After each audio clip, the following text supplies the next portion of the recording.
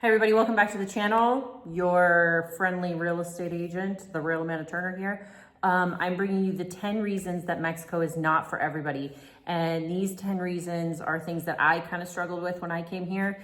And they're not necessarily bad things, it's just a different culture, you know? Honestly, to me, I feel amazed that we border a country that we are so completely different from. It's really amazing to me. But these are not bad things. These are good things. Like, I've learned to grow to love them, but it takes time to get used to these things because as an American, this is not how the American culture operates. Like, we have a totally different way of life.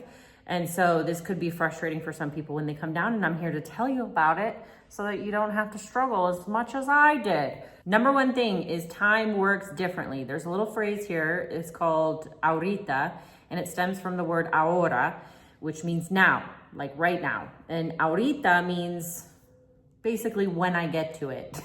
So it could mean 10 minutes from now, it could mean tomorrow, it could mean next year. You don't know. So it's like when we say in a little bit, I'll get to it in a little bit. Could mean tomorrow, could mean 10 minutes, could mean next year. You just don't know. That's what ahorita means.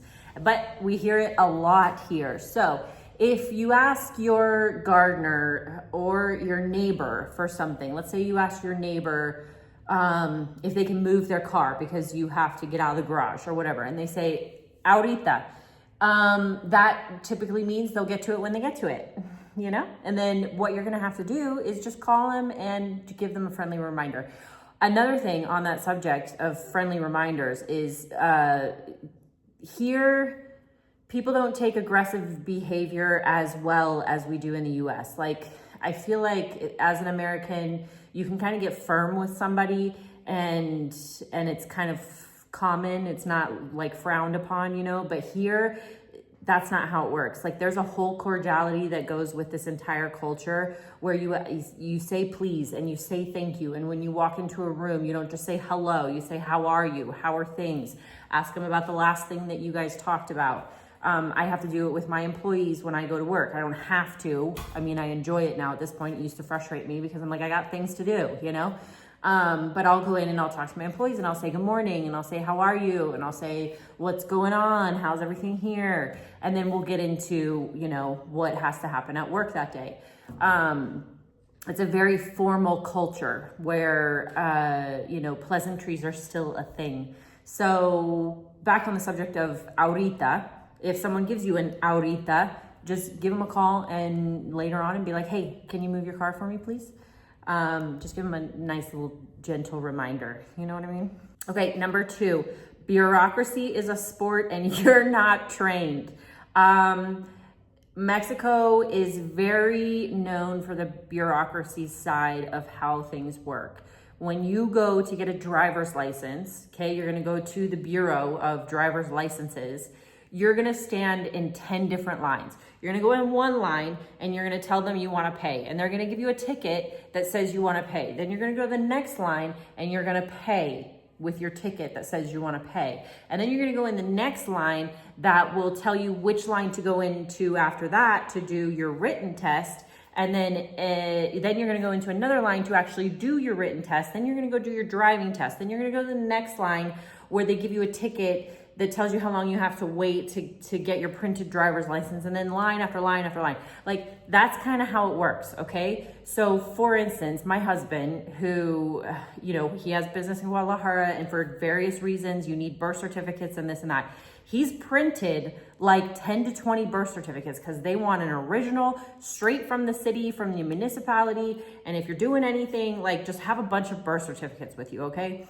I have had the same birth certificate I've had since I was born. Like, I've never needed to print a new one. So that's a little bit different here. And I am a foreigner to Mexico, so I haven't really had to go out and get any mortgage loans or car loans. So that's the reason I don't need to print a bunch of birth certificates, but that's kind of how it goes. Is the bureaucracy in Mexico is insane. I've never seen anything like it. Granted, I've never, you know, lived as an adult in another country. I just knew how it worked in the US. So that's something that's a little different for just the basics. getting a driver's license. And I'm sure if any of you have residency in Mexico already, you've probably already noticed the bureaucracy that's involved with that as well.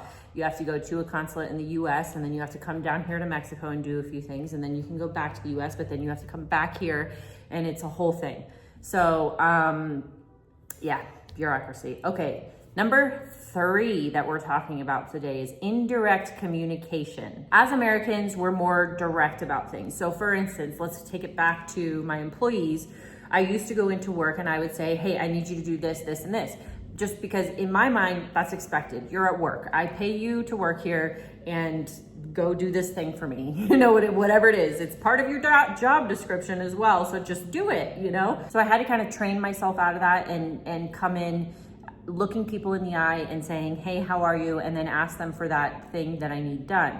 On the flip side of that, when asking for things, Mexicans tend to be a little bit shy about it. And a good example of this would be, for instance, like if I have a really good relationship with one of my employees and, you know, one of my other ones just started, she'll ask my employee that I've had a relationship with for longer to ask me if she can have a day off or something instead of just asking me directly.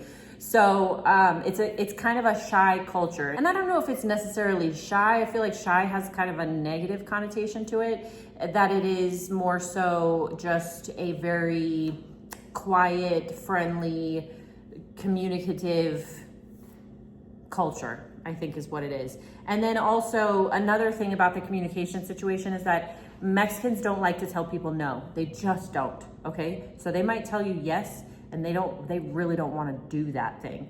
All right. So if I asked a Mexican friend if I could get a ride somewhere and they really don't want to do it, they'll say yes just to be polite, but then they like won't show up. You know what I mean? Because they don't want to do it. Or I mean, they'll let me know like, hey, I can't do it because my tia needs help baking tortillas. I don't know, something like that. You know what I mean? So you're going to hear a lot of yes from Mexicans, and it turns out that they don't want to do that thing. And so then they'll just not show up or not let you know. So it's kind of hard. Okay. A better example of this, because I don't think that people do it to like, this is something as close as, can I get a ride somewhere? And then they just don't show up. I don't think it's like that. So for instance, we work on propane gas here. So our stoves, our showers, our hot water, are all propane. So there are 10 different propane trucks that service this area. We'll call, when we need gas filled, we'll call 4 or 5 of them. And the reason that we call 4 or 5 of them is because all 4 or 5 will say, yes, I'm coming, and only one will show up.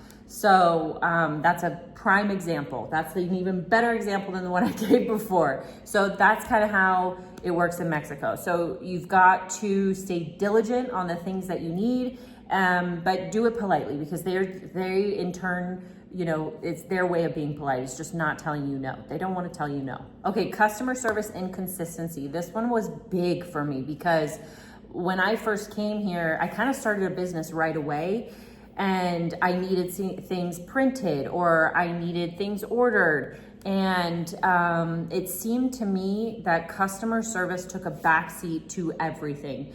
In Mexico, do not expect to get your money back if you do not receive the service or product up to par, up to your standards that you thought you were receiving. It's not a thing here. Us as a business, our bed and breakfast and our cafe, because we are Americans and we tend to still have that American mindset, where if you're not happy with your service, we're giving you money back, or we're giving you something for free, or we're giving you a night free at the bed and breakfast. We have that mentality. And I'll tell you something, when this happens with a Mexican, if something happens at our bed and breakfast and they did not have a good time or something happened, let's use the cafe for example, they ordered a latte, and the latte, they didn't like the coffee, or they didn't like the milk, or the milk had soured, or whatever the case may be. Whenever we offer Mexicans something for free for our mistake, they are like over the moon happy. They will leave us reviews everywhere they can, telling us about what a great business it is, because that is not common here in Mexico. So when you come here, you have to come with the expectation that the customer is never right. It's not that the customer is always right or sometimes right. The customer's never right, okay? Now, I'm not saying that you get terrible customer service in Mexico. I'm saying that it's not the same as you would expect in the US. So for instance, if you're going to a restaurant in the US and the server's having a bad day, you're calling them out like most people do. Like, why are you here? Like, they just they call them out and they're like, our server wasn't that great. We're going to leave a low tip or whatever. Well, here in Mexico, it's not really a thing. Like, you go to a restaurant and if the server's not having a great day, like, nobody really cares, like, they're not having a good day. It's all right. So just know that that's very different here. That was the most difficult thing for me to understand when coming to Mexico, is that the customer is never right. Okay, so you got to find the businesses, and it happens. Like, there are little pockets where you find it. When we find a business that has like American standard of operating, we hold on to them tight. Like, we give them business all the time because we just love how they operate. Like, there's a vivero, a plant nursery up on the Libramiento here, and a Mexican couple, I think maybe they're from Guadalajara, and beautiful plant nursery. And there were a couple times we had to return something, or like it didn't fit in the area in the pot we wanted to put it in or something. And they're like, oh yeah, no problem. Here's your money back if you want to return them. And we were like, what? So now every time we need plants, we go straight to that one. We don't go anywhere else. We go straight to them. So anyway, yeah, that's something to expect here. Noise tolerance is number 5. And noise tolerance is really difficult for a lot of people when they come here. They've got cohetes, fireworks going off all the time, dogs barking, neighbors playing music, the whole 9, okay? You think of any loud noise situation, it's happening in Mexico. You've got the guy selling tortillas rolling down the street with a loudspeaker on his car, screaming at everybody that he's selling tortillas. You better come out and get them, okay? So, yeah, noise tolerance, I would say, is one of the hardest things for people to get used to here. I see it in the gringo Facebook groups all the time, where people are like, what are those loud bangs happening at 2 a.m.? And it's the cohetes, those fireworks that don't put off any light. They're loud. They sound like gunshots almost. And those are pretty common here. I don't think they're as common as in Guadalajara or like other towns or cities, but here in Lake Chapala, they happen pretty often. Dogs barking, neighbors with music. And I have lived in Ajijic Centro for the entire 8 years that I've been here. I've lived here over 8 years now at this point. And it doesn't bother me anymore. I mean, the first year or two, I was like, what in the hell is going on in this place? But now it just doesn't bother me. My neighbors love to party. They have mariachi out there sometimes. I would say it's probably like a once a month thing that they're out there partying, and it just doesn't bother me. I'm still able to sleep. I can do whatever. I mean, it's just, I, as an American, can't come in here and be like, what are you doing? Why are you doing this? I'm trying to sleep. I'm trying to do this. I'm trying to do that. I can't do that. This is not my country, and I need to understand the culture. It's different than mine, but I mean, that's just how it is, I can't come in here and expect them to do things differently just because Amanda Turner walked into the neighborhood, So anyway, that's noise tolerance, and I think it's something to think about before you move here. If you really truly want the Mexican culture, the Mexican experience, you have to be okay with that. And I would say that a lot of people are, like, they understand that it's going to be loud in Mexico, but I don't think they understand how loud it really is, okay? So, but it's part of the culture. And like, when my neighbor's having a party, I love it. Like, I'll even give them some money to buy some beers, or if I have extra beers at my house, I give them beers for their party. Just get involved with the partying. Okay, number 6 is rules are flexible. So that goes for traffic laws, business laws, lines, parking. They're more treated as guidelines in Mexico. Personally, for me, I kind of appreciate that about Mexico. I like that I can switch lanes without using a turn signal. I'm not saying that I do that, okay? But let's say I forget once and I don't do it, then it's fine. And then the stop signs, it's not, you can do rolling stops at the stop signs here. That's fine. Nobody's gonna pull you over for that. These are like little things that I would find annoying. Seatbelts are a must here. They will pull you over if you're not wearing a seatbelt. The other day I went to a local employment attorney just to kind of bring myself up to par with the rules and regulations of hiring and firing employees.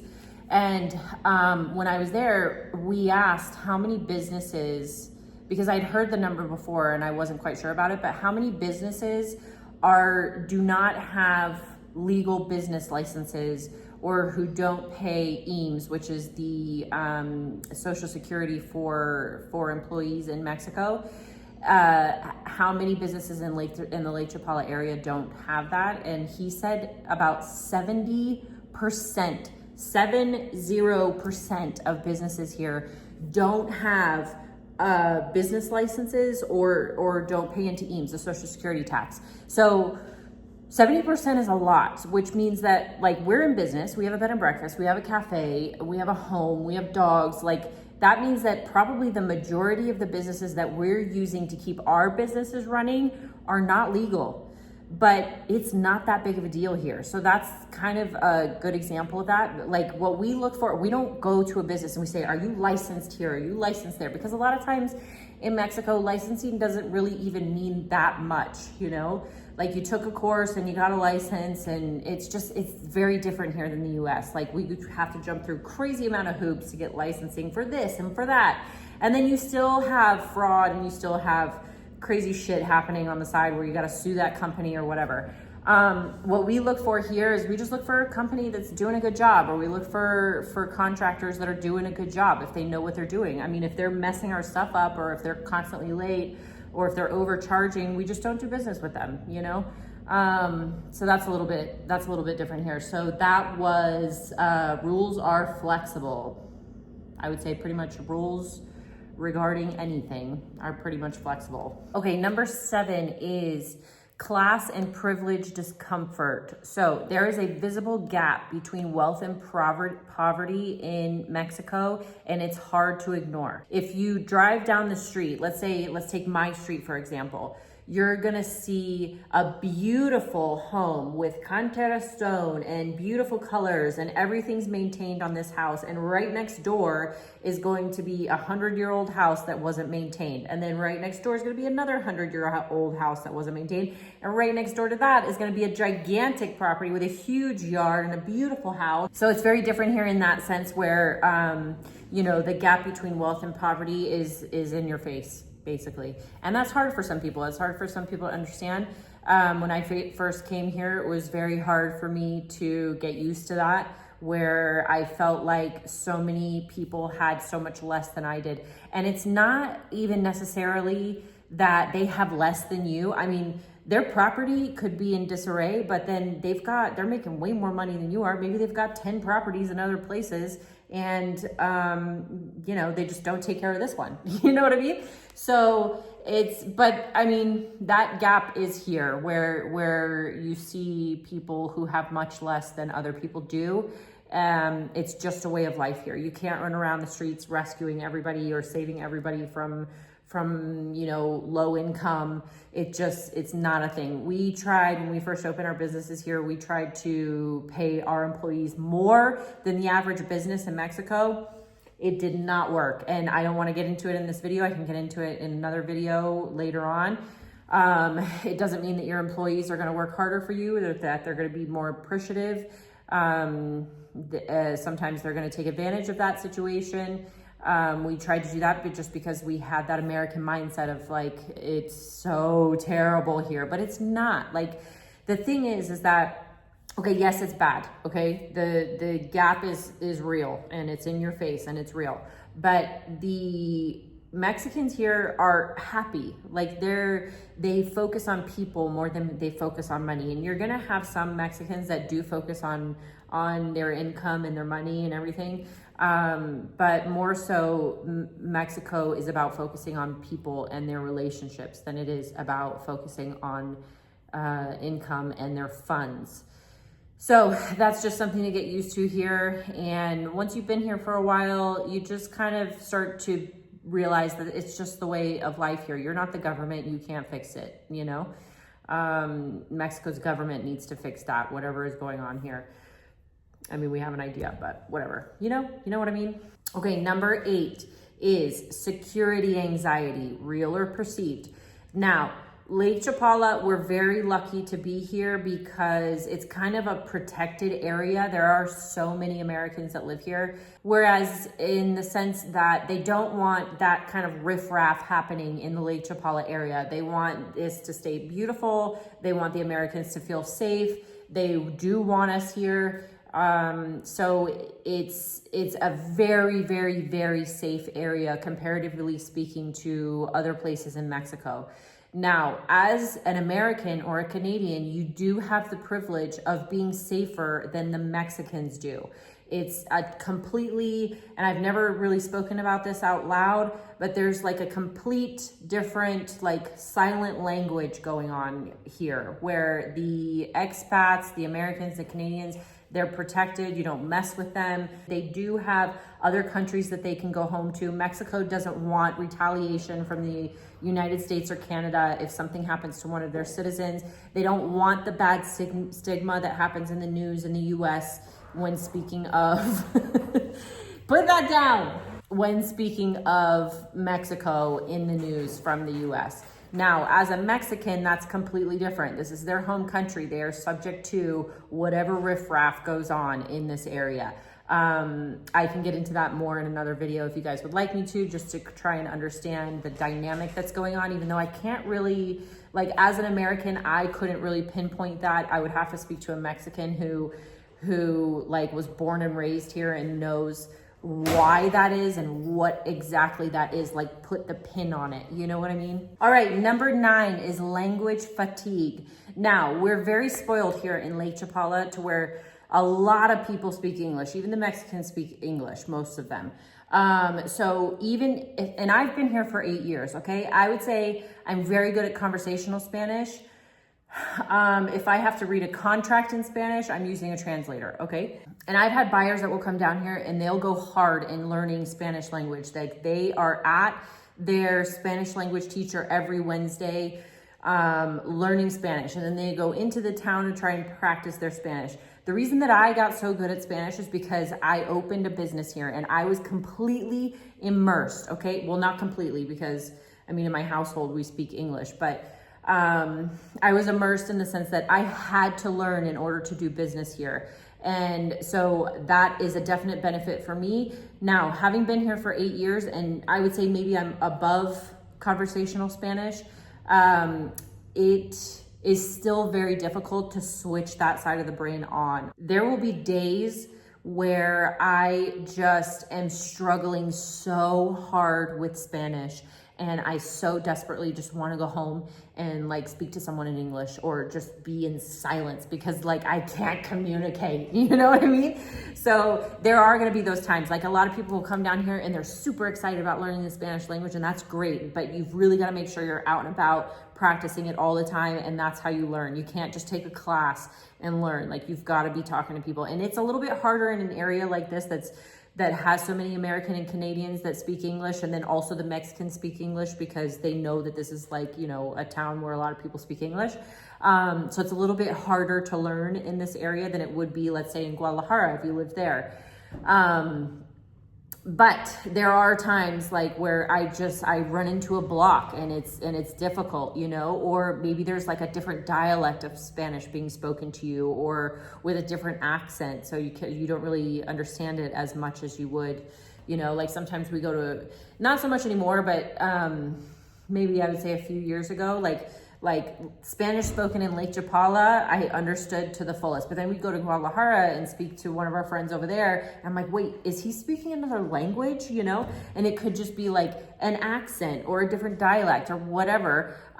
So yeah, the language situation can be a little bit difficult for people when they first come here. Obviously, a place like Lake Chapala is going to be a soft landing for that.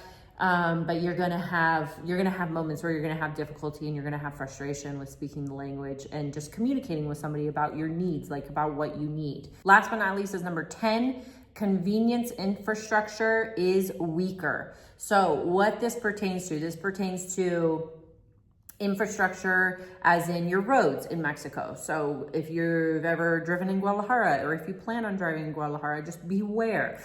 The infrastructure and the layout, like the mapping of the city, because it just grows so rapidly all the time, they don't have time to lay out the perfectly plotted this or that. They're just trying to get something done to where it's easier to go from point A to point B, and it might be a zigzag road, or it might be some exit that you're like, whoa, that can't be an exit.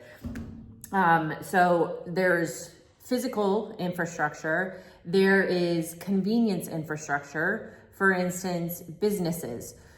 So Mexico is a little bit behind the times when it comes to the internet and putting your businesses on Google, or, you know, on social media, or just, you know, in the US, I feel like we put our businesses everywhere so that everyone can find it, and we make it as convenient as possible. We try to do 1-day shipping, same day shipping.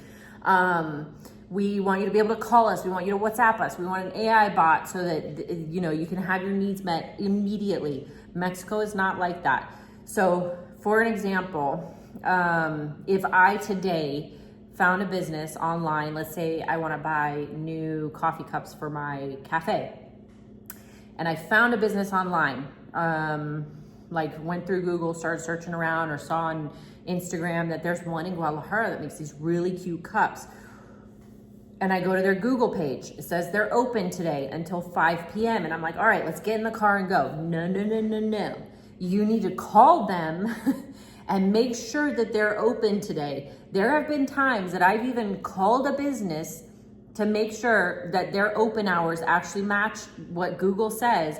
And I've gotten there and they're still closed. So it's like, just because they felt like it, because they weren't having, you know, they were having a slow day, or their primo got sick, or whatever happened, they just weren't there. After I looked on Google, it said they were open. I called, they said, physically spoke to a person, they said they were open. I get there, they're not open, okay? So that's something that you gotta deal with in Mexico.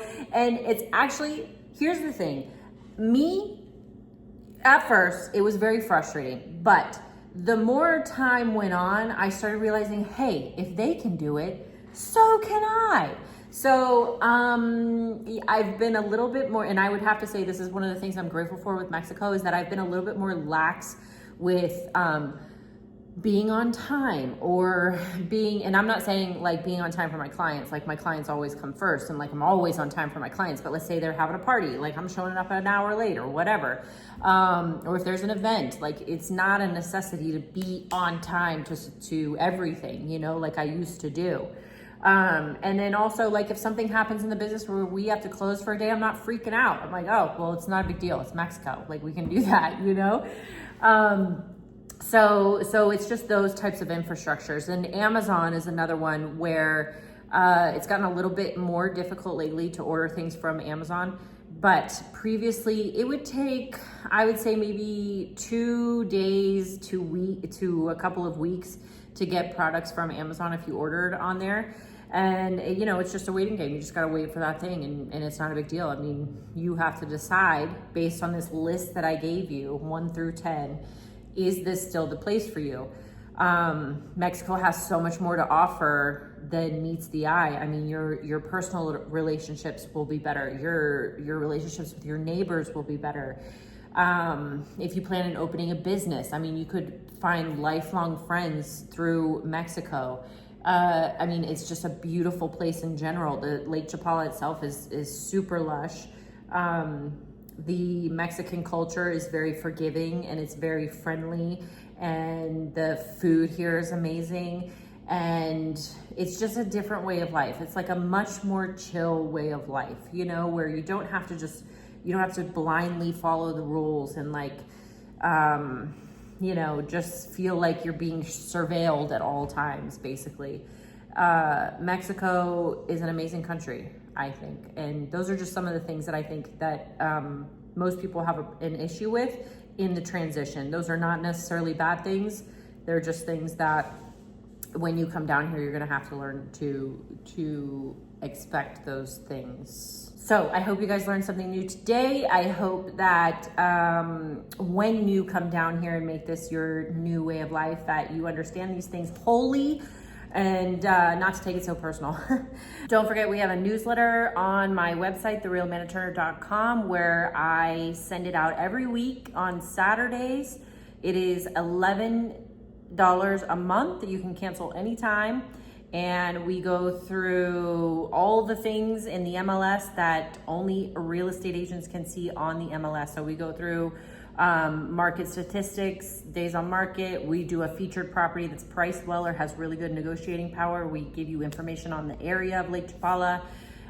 We go through what's new, what's happening in different neighborhoods, all of that. So that's on there. And then also, if you guys are visiting the Lake Chapala area, you can stay with us at our bed and breakfast in Ajijic Centro. And we also have a coffee shop with organic coffee from Nayarit, Mexico. And it is open every day, 8 a.m. to 8 p.m. We have super great Wi-Fi, super great.